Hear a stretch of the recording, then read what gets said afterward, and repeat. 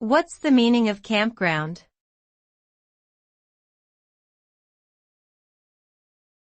Campground.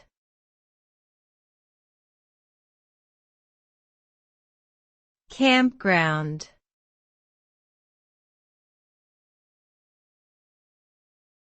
Campground.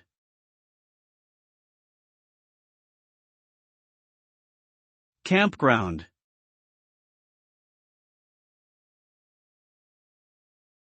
A campground is an outdoor recreational area where people can pitch tents, park RVs or camper vans, or rent cabins or yurts to stay overnight.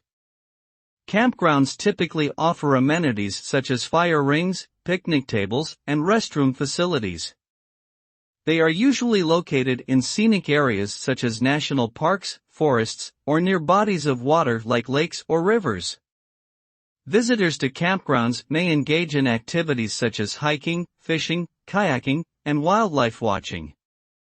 Overall, campgrounds provide a rustic and affordable way for people to enjoy the outdoors and connect with nature.